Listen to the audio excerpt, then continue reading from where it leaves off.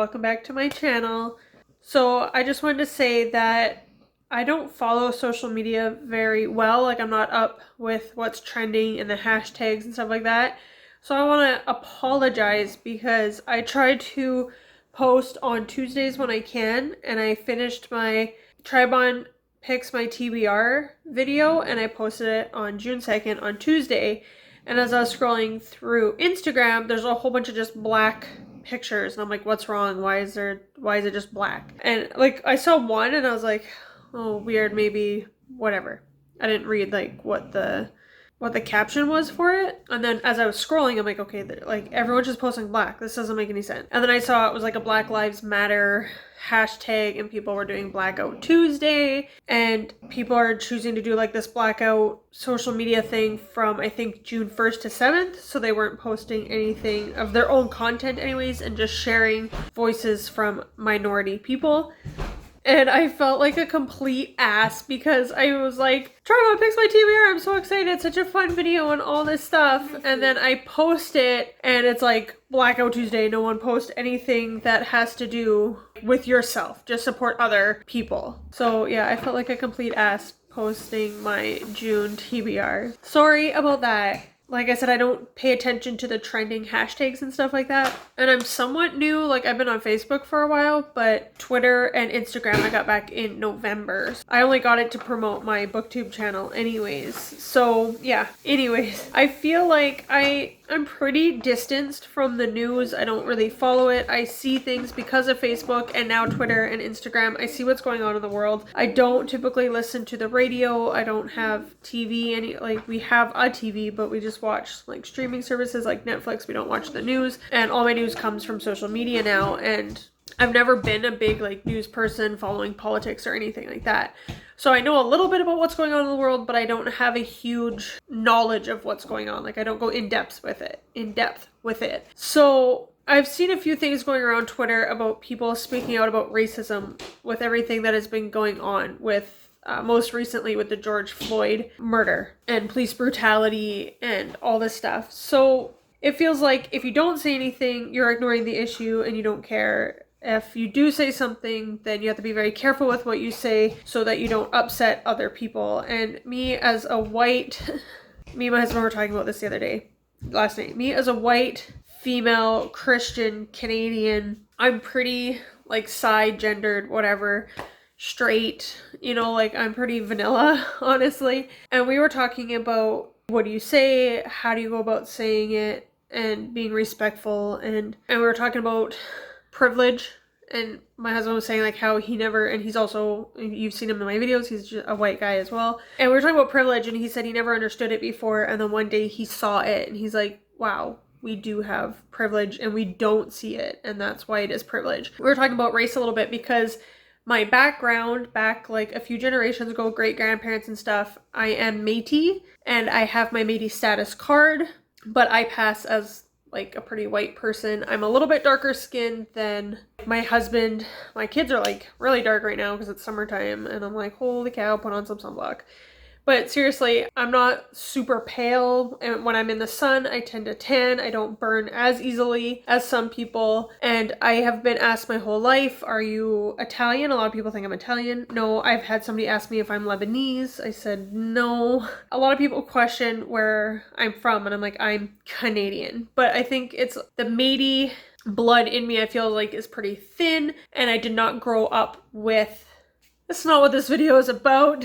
Basically, what I'm trying to say, I did not grow up in a home that shared or showed that culture, the Métis culture, or Native American, or Indigenous culture, or anything like that. I didn't grow up in any, like, I do not identify as Indigenous, or whatever word you want to use to cover the Métis and everything. So I do not identify that way, and I look white, I pass as white, I live my life, I'm 32 years old, and I live my life as a white person. Like I said, I've had people ask, are you Italian? Things like that, but never have I experienced racism. Even as a white person, I haven't experienced racism towards me from other races or cultures or anything like that. So I've been trying to figure out, what do I say in this video?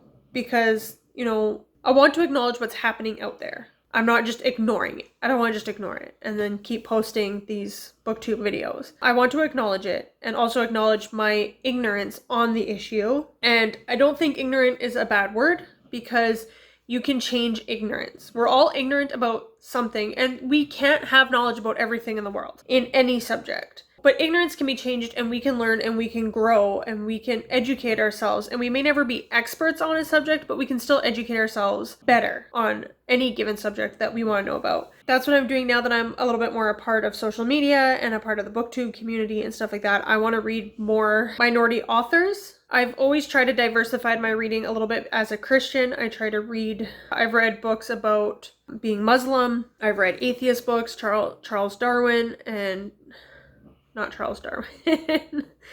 I have not read The Origin of the Species. Dawkins. Not Darwin. Dawkins. I've read Dawkins. I've read Hitchens. Things like that. So I try to open myself up to different things and different religions.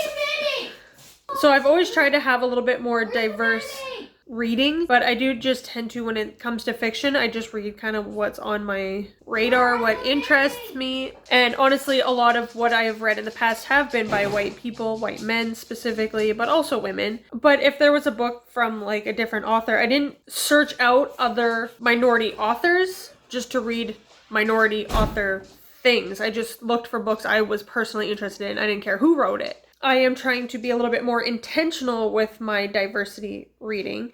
My friend, I have the books back here, my friend gifted me Homegoing. I haven't read it yet. And this takes place in Ghana, 18th century. I don't know how to pronounce the author's name, I'm sorry. I was looking for like diverse reads and this one was mentioned. So I'm like, oh, I already have that. So that's exciting.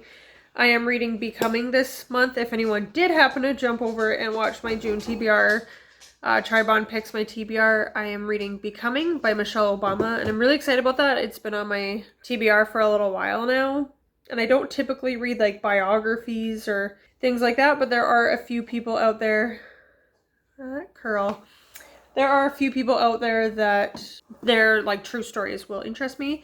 And then I was watching Mrs. Dunn Reads, and she read this book and just ranted and raved about how amazing it was and how everybody had to go out and read it and it would be everyone's new favorite book. Watch Us Rise by Renee Watson and Ellen Hagen. So I put this on my wish list like right away after watching that video of hers. I'll link it down below. And then everything that happened with George Floyd and all this Black Lives Matter popping back up and trending right now, I went out and I bought it or ordered it right away. So it came in pretty quick. I just ordered it like last week and it's already here. So I'm very excited. And I just did a book outlet order for a few other books by Black authors that I'm excited about. And then I saw people on Twitter talking about how Book Outlet doesn't support minority creators. And I was like, oh, of course, because I just supported them as a company by buying their books. But anyways, I'm also want to participate in the Blackout Readathon and the 2 books, and that goes from June 5th to the 19th. The 2 books that they are showing on there is White Fragility and White Rage, and I'm trying to find those books. They are available as like paperback or hardcover or whatever, but as a physical copy from the library, but the library's not available right now. The books on Amazon were stupid. They were like $50 for one and like $70 for another one, so I was like, what? And then on our library on Hoopla or Overdrive, the audio and physical copies are all out, like the ebook copies, and the audiobooks are all out, and there's a wait list, of course. On Chapters, the one book I couldn't find, the other book sold out unless I wanted to pay like $50 for an audiobook, which I don't want to do. And I could buy the ebook for my Kobo of both those books off of Kobo.com, but it'd be $33 in total, and I could spend the $33, and I will if I have to, but if I'm gonna spend $33, I'd prefer to have like a physical copy in my hand, ones I can highlight, underline, whatever. Anyways, sorry, I'm getting distracted by little tiny humans. Anyways, I will find a way to get those 2 books. I was just hoping not to spend over $30 on just an ebook, especially when it is something I would want for like underlining or highlighting, which you can do in the Kobo. It's just not the greatest for like typing up notes, but anyways, we'll make it work. I kind of copied a bit of a tweet that I found that I wanted to share, and I have a few other thoughts as a white person speaking out against racism and police brutality, police murder. In this case, I believe that was murder, what he did, of course. Mommy? Trying to talk about... It's not the kids, it's the dog. All lives matter, Black Lives Matter, and my thoughts that have been kind of going around the past couple days, week. I saw a really interesting cartoon drawing thing that talked about like the all lives versus Black Lives Matter. Like, why are you saying Black Lives Matter? Don't all lives matter? And my friend shared that, so I'll post the picture. It was really interesting because, like, yeah, I agree, all lives matter. Of course, all lives matter. I don't think anyone is arguing that all lives don't matter. And as a Christian, I believe that life starts in the womb, at conception. I believe in my moral, personal convictions, I am pro-life. Politically, I am pro-choice. But I do believe, of course, all lives matter. The cartoon talking about all houses matter, your house matters, of course it does, but it's not on fire right now. So stop putting water on your house when we need to put it on the house that is on fire. And I was thinking about that last night, and I think that's a pretty good analogy. And I was thinking about, and I know it's a little bit different in the States versus in Canada with like healthcare things, but when I go to the hospital, if I go and say I have a sore throat, I could have a really bad infection coursing through my body. I could have shivers and fever, and I could really badly need antibiotics. So I go to the hospital, and it's not first come, first serve at the hospital. It's priority. And so I go to the hospital, I got this sore throat, they check me out, they're like, yeah, it's pretty bad, you wait, we'll call you back when the doctor's available. And then you come in and you have a broken bone. They're going to take you before me because your bone is sticking out of your body and needs to be x-rayed and wrapped and set and all this stuff, and it is a more immediate problem than my infection. My infection could kill me, but it's not going to kill me right now. Your broken bone is not going to kill you, but if it's sticking out of the skin, you could also get an infection, and that could kill you. But your pain and your problem is more prominent and more of a priority than my infection.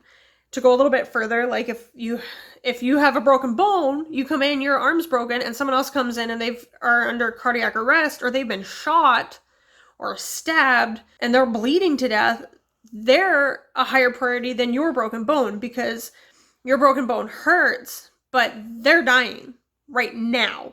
You're not dying right now. So they're going to deal with the gunshot wound and the stab wound and the cardiac arrest, and then they're going to go to the broken bone, and then they'll get to my sore throat eventually. So that's kind of like what I was thinking about. Like, all of you matter, and all of your medical issues matter, and they're all need to be dealt with, but it's not first come, first serve. There's a priority for a reason.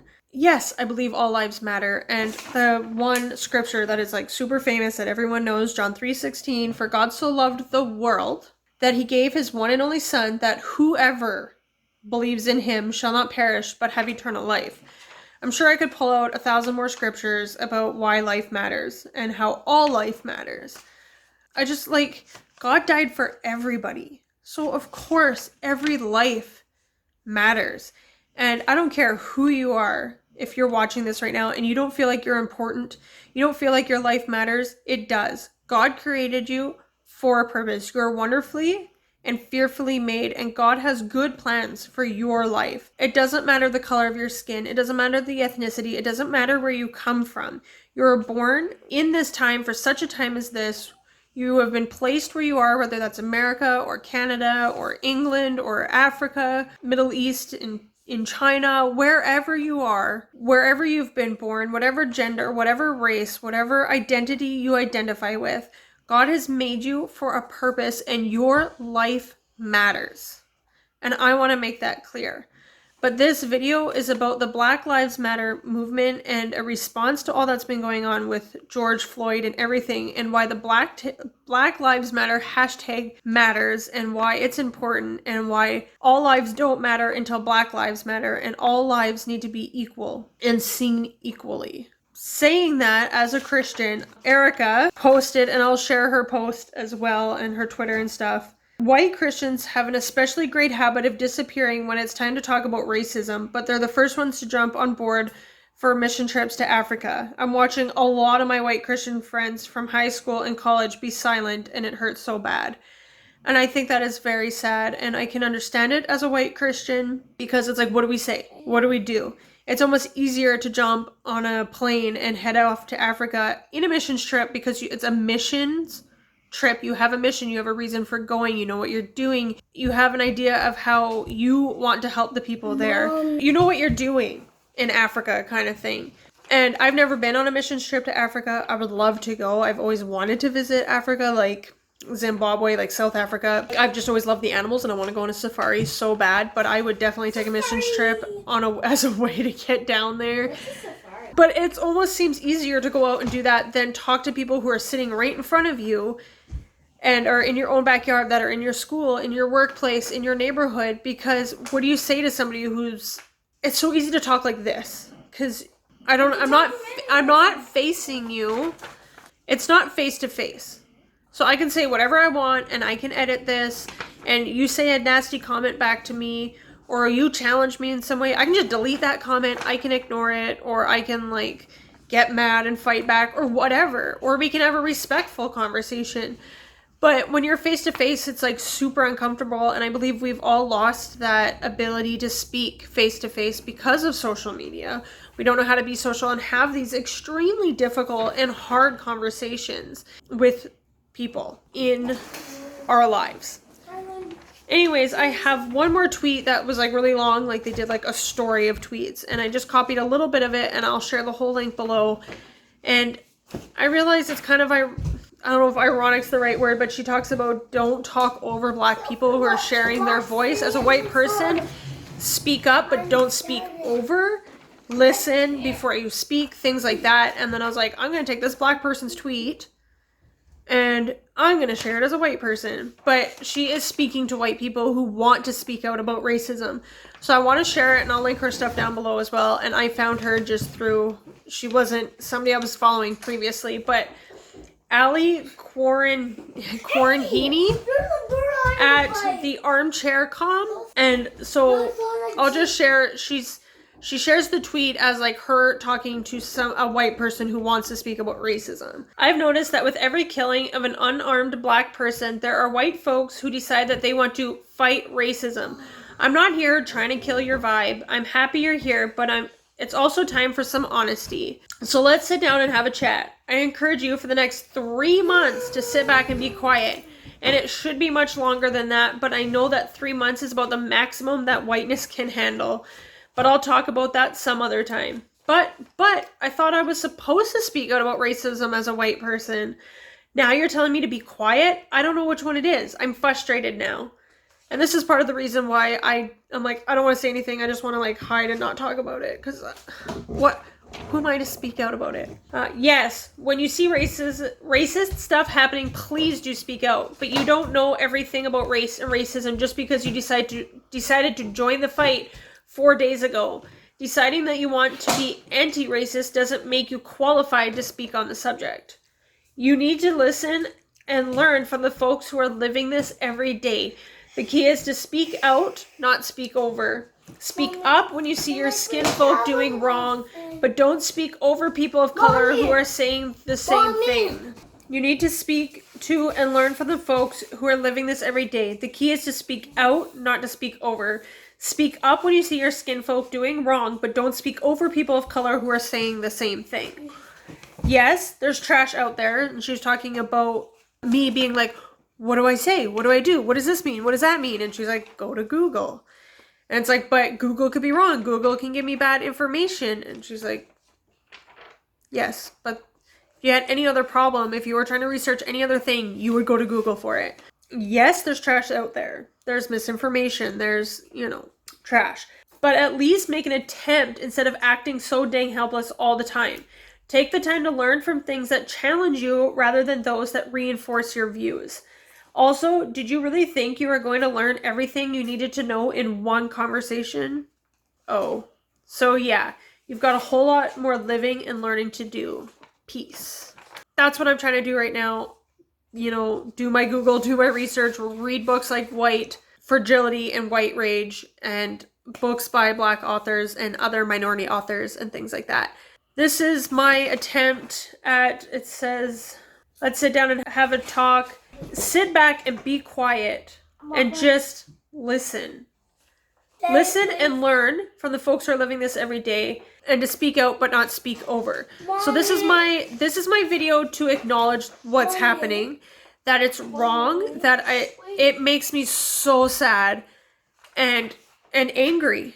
Of course, it makes me angry and it makes me sad, and it's frustrating, of course, to see all this stuff in the news and you're like, why is this happening?